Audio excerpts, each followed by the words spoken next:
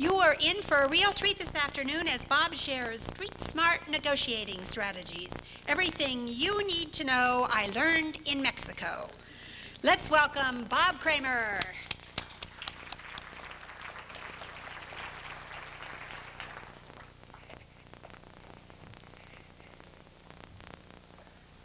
Buenas tardes, señoras y señores. It was January of 1970. I was a naive college student. As I stepped off the bus in Acapulco, Mexico, I was about to receive the first of many, many lessons on street smart negotiating. You see, I was headed to the beach with two of my fraternity brothers from Case Western Reserve, but the one thing that I had forgotten to pack was sandals.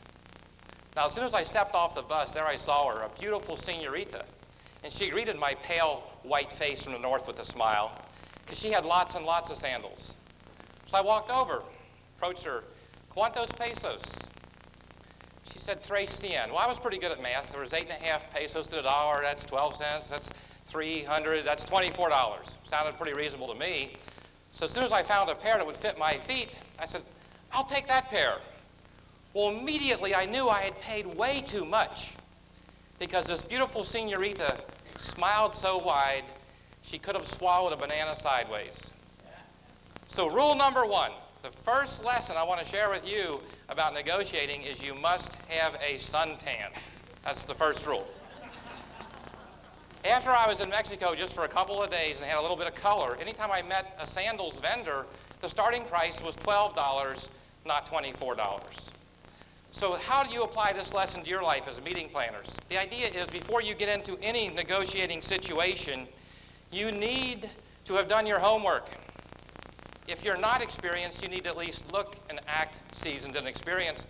Else people are going to take advantage of you, as I was taken advantage of right then. Now some of you are thinking, I really don't need to hear this about negotiating because I'm not in a position where I do much negotiating. You're wrong. And if you subscribe to that false belief, you're paying for it dearly, and your employer's paying for it dearly as well. Well, let's face it, all of us negotiate on a daily basis. If you have a spouse, you're constantly negotiating that relationship. If you have children, you are constantly negotiating with your children. In fact, you can learn from your children. Many times, they are the very best negotiators. I found out as a small child that the easiest way to get a puppy was to beg mom and dad for a baby brother or baby sister. So you can learn from these kids. So I want all of you to take to heart these examples and how you can apply those to save yourself money in your personal life and your business life. The second rule I learned in Mexico, you could call it the power of the peso, or you could say flash the cash. Show them the money. That's how I would always get the price that I wanted. If I was negotiating for something, what I would do is I would actually get the money out. I'd reach in there and get a 50 peso note out and I'd show it, and I'd get the saliva starting in the vendor, get them rolling, and then I'd tuck it away, put it back in my wallet, and start to walk away. 9 times out of 10, they'd chase me down the street, un momento, por favor, señor, señor, and they would beg me to buy it at the last price they had refused to sell it for. So that's rule number 2. Rule number 1 was have a suntan. Rule number 2, show the dinero. Now, how can you use this? I can tell you right now that 99% of this audience is paying about 20% too much for their lawn care. You're paying ChemLawn too much, you're paying lawn builders too much, whatever. How do I know that? Because I turned the tables by using this philosophy of showing the money.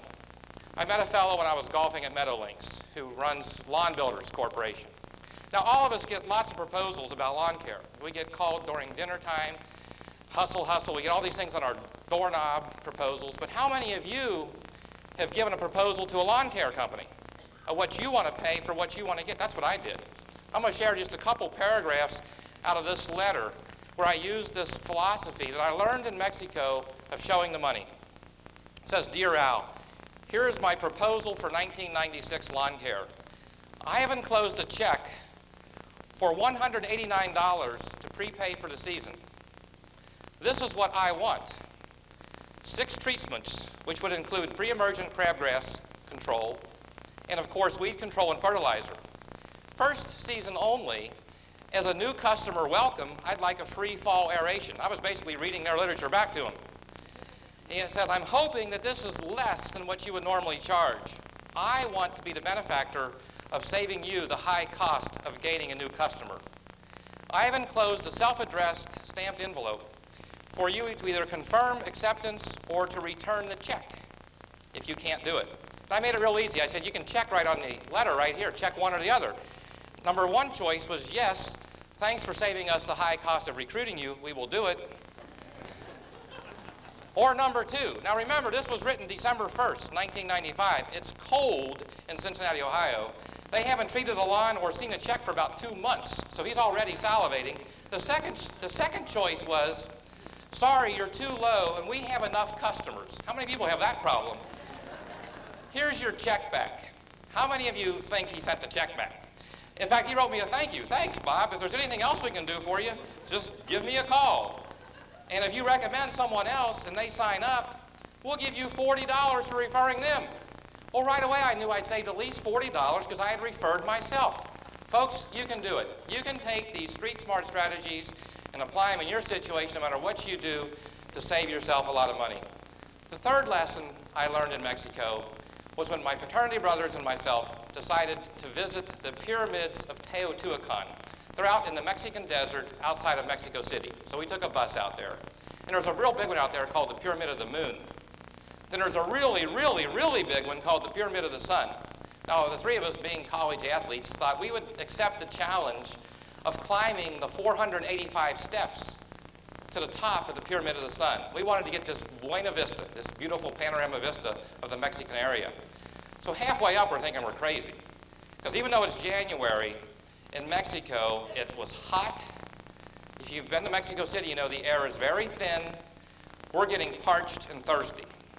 We finally get to the top, and I am dying of thirst. In fact, I'm starting to get a little bit dizzy from the thin air, and I see like a mirage over on this top of this pyramid, and what I see is a Coke vendor with a cooler full of Cokes.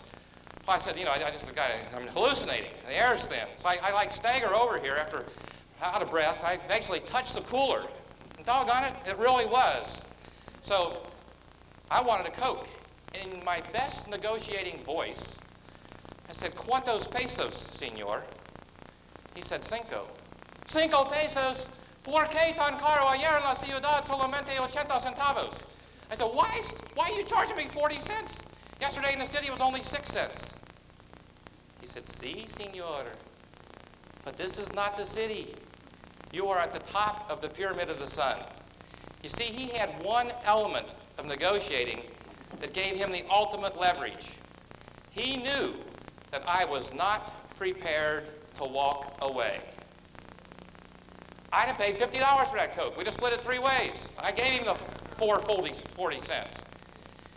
I have a friend of mine who negotiates for one of the largest corporations in Cincinnati. Whenever management and the labor unions have a conflict about wages, he's the chief negotiator.